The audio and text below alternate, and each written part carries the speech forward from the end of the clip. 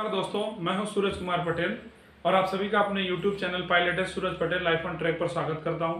दोस्तों, आज का ये वीडियो द हिंदू न्यूज़पेपर जो 20 जनवरी को आया हुआ पब्लिश हुआ था, उसमें एक आर्टिकल आया हुआ था जो बहुत इंपॉर्टेंट आर्टिकल है और खासकर वो अभ्यर्थी जो कॉम्पिटिटिव एग्जाम्स की तैयारी कर रहे हैं उनको न्यूज़पेपर को डेली बेसिस पे रीड करना चाहिए और वहाँ से कुछ इंपॉर्टेंट पॉइंट्स को नोट करना चाहिए। नोट करके फिर उसको आप अपना सपोज आप सिविल सर्विस के लिए आप जा रहे हो, चाहे वो स्टेट लेवल पे हो या यूपीएससी के लिए ही जा रहे हो, तो वहाँ पे आपका जो मेंस की आंसर राइटिंग की प्रैक्टिस होती है उसमें इन सब की पॉइंट्स को, कीवर्ड्स को आप डाल सकते हैं, जिससे कि आपका आंसर और ज़्यादा इफेक्टिव होगा।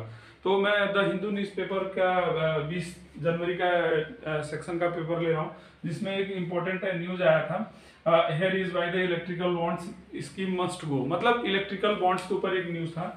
तो अब न्यूज में ये जब कोई टॉपिक आता है तो आपका, अगर आप स्टडी कर रहे हैं, खासकर करंट अफेयर की तैयारी कर रहे हैं, तो आप उस पर्टिकुलर टॉपिक को आप नेट पे सर्च करिए, उसके बारे में जितना आप सर्च कर सकते हैं, आप डिटेल्स निकालिए, फिर उसको एक जगह आप नोट करके आप दिमाग में आप उसको डे बाय डे रिकॉल करिए। इससे आपका मेंस में आंसर राइटिंग बहुत ही ज़्यादा इफेक्टिव होगा और आप अच्छा स्कोर कर पाएंगे। शुरू करते हैं एनालिसिस को। जैसा कि मैंने पहले ही बताया कि ये इलेक्ट्रल बॉन्ड्स के ऊपर था। इलेक्ट्रिकल बॉन्ड्स क्या होते हैं उसके ऊपर मैं बात करूंगा। उससे पहले मैं सिलेबस को बाइफरकेट कर दूं। सिलेबस के लिए अगर मैं बोलूं, हालांकि मैं यूपीएससी और यूपीपीएससी दो के लिए बात कर रहा हूं, यूपीएससी या फिर यूपीपीएस, यूपीपीसीएस या यूपीपीएससी भी बोलते हैं इसको, उत्तर प्रदेश पीसीएस, इन दोनों में ऑलमोस्ट सिलेबस सेम है।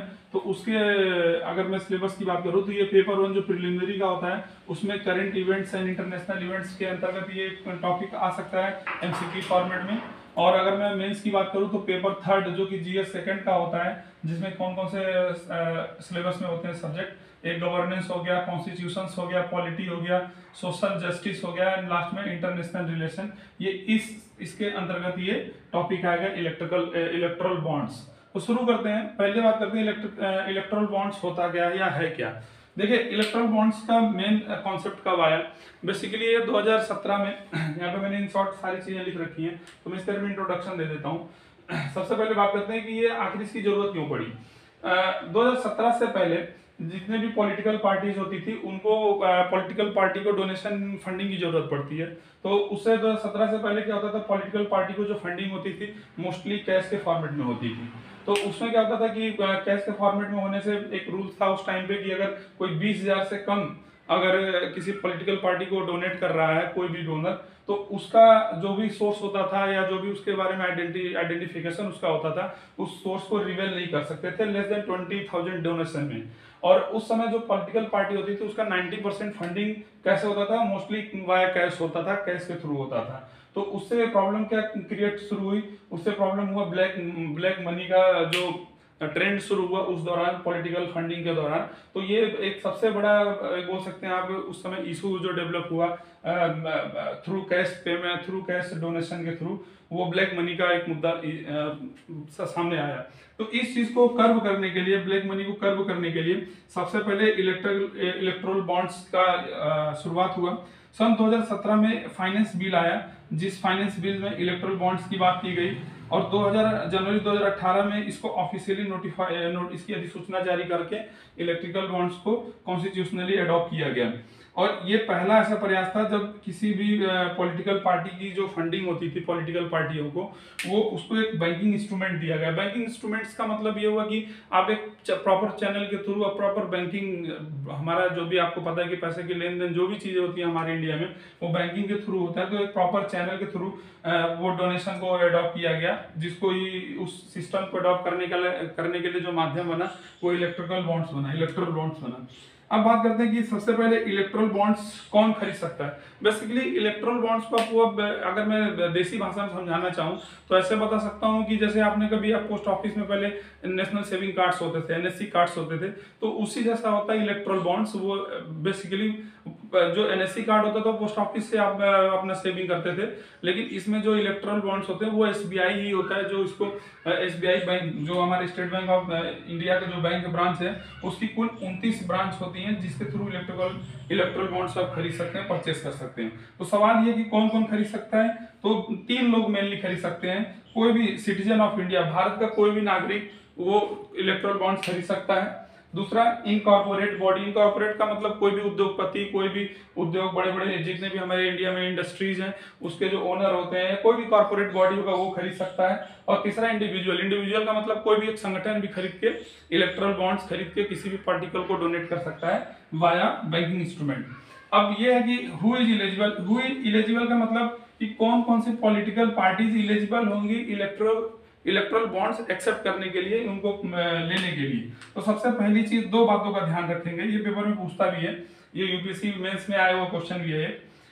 तो वो पॉलिटिकल पार्टी जो सेक्शन 29A के तहत पब्लिक एक्ट 1951 में रजिस्टर्ड हो, वो पॉलिटिकल पार्टी इसके लिए एलिजिबल होंगी। दूसरा क्राइटेरिया है कि जो भी प्रीवियस जनरल इलेक्शन हुए हैं उसमें उस पर्टिकुलर पॉलिटिकल पार्टी ने एटलीस्ट मोर देन 1% वोट उसको मिला हो। मतलब अगर 1% से कम उसको वोट मिला हो टोटल नंबर ऑफ वोट्स के प्रीवियस इलेक्शन में, तो वो इलिजिबल नहीं होंगी। यानी कि इलिजिबल कौन होगा, जो मोर देन 1% होगा। तो ये हम समझ गए कि इलेक्ट्रल बॉन्ड्स कौन पॉलिटिकल पार्टी इलिजिबल होगा लेने के लिए। दो कंडीशन आप ध्यान रखेंगे, जो रजिस्टर्ड होगा पब्लिक एक्ट 1951 के तहत, और दूसरा उसको प्रीवियस जनरल इलेक्शन में 1% वोट मिलना चाहिए।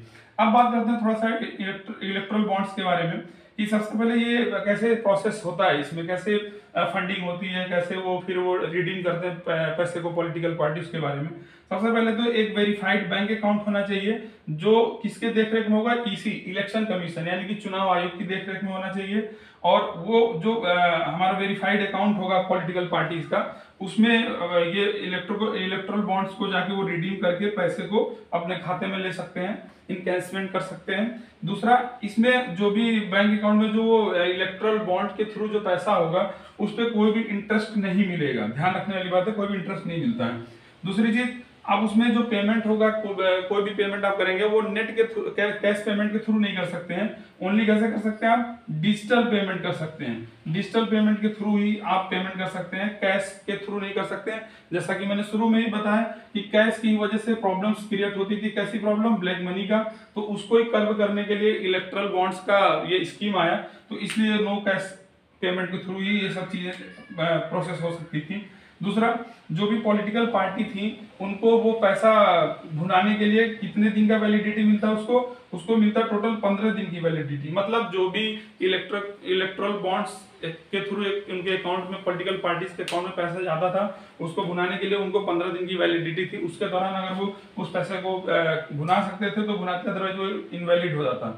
दूसरी चीज, ये जो अभी शुरू में ही बताया मैंने कौन से इसमें बैंक इसके लिए रिस्पॉन्सिबल हुआ, तो वो एसबीआई की टोटल भारत में 29 ब्रांच थी जहां से हम इलेक्ट्रल बॉन्ड्स खरीद सकते थे, और वहां से हम खरीद के फिर पॉलिटिकल पार्टीज को फंडिंग दे सकते थे। दूसरी चीज, ये कब इलेक्ट्रल बॉन्ड्स को हम खरीद सकते हैं या बेच सकते हैं, ये ड्यूरिंग जनरल इलेक्शन, आम चुनाव मतलब जहाँ पे लोकसभा का चुनाव होता है उसको आम चुनाव भी बोलते हैं। ड्यूरिंग जनरल इलेक्शन के समय में भी खरीद सकते हैं। दूसरी चीज, इसमें मिनिमम कितने रुपए का इलेक्ट्रल बॉन्ड्स आएगा, मिनिमम 1000 रुपए का, और मैक्सिमम का कोई लिमिट नहीं है। मैक्सिमम लिमिट नहीं बताया गया कि आप कितने रुपए तक आप एज ए इलेक्ट्रल बॉन्ड्स खरीद के पॉलिटिकल पार्टी को फंडिंग दे सकते हैं। तो मिनिमम 1000 रुपए। दूसरी चीज, इसमें section income tax IT act के तहत सेक्शन 80 जीजीसी और 80 जीजीबी के तहत जो भी आप, सपोज मैं डोनर हूं, जो मैं पॉलिटिकल पार्टी को फंडिंग देना चाहता हूं, तो वो अगर मैं जितना अमाउंट मैं पॉलिटिकल पार्टी को फंडिंग दूंगा उतने अमाउंट से मुझे income tax act IT act के तहत सेक्शन 80 जीजीसी और 80 जीजीबी के तहत मुझे आयकर में छूट मिलेगा। ये एक अच्छा था कि कम से कम जो डोनर थे उनको इनकम टैक्स में छूट मिलता था, और कहीं कहीं वो डोनरों को मोटिवेट भी करता था कि कम से कम वो अपने ब्लैक मनी को, या जो भी बोल सकते हैं आप, अपने इनकम टैक्स से रिलीफ पाने के लिए वो पॉलिटिकल पार्टी को फंडिंग देते थे। दूसरी चीज, जो इलेक्ट्रल बॉन्ड्स होते हैं वो किसके मल्टीपल होते हैं, वो 1000 के, 10,000 के, 1 लाख के, 10 लाख के और 1 करोड़ के, ये इसके मल्टीपल्स होते हैं। मल्टीपल्स का मतलब, जैसे आप आम भाषा में समझिए कि आपके पास 10 के नोट होते हैं, 20 के नोट होते हैं, 50 के नोट होते हैं, 100 के नोट होते हैं, 500 के नोट होते हैं, और 2000 के, 1000 के तो भी बंद है।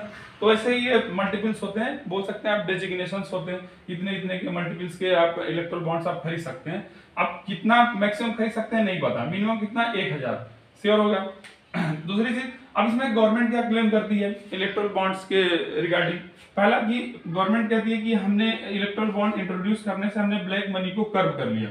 अच्छी बात है, ब्लैक मनी को ही कर्व करने के लिए इलेक्ट्रल बॉन्ड्स ये स्कीम ये आया 2017-18 में।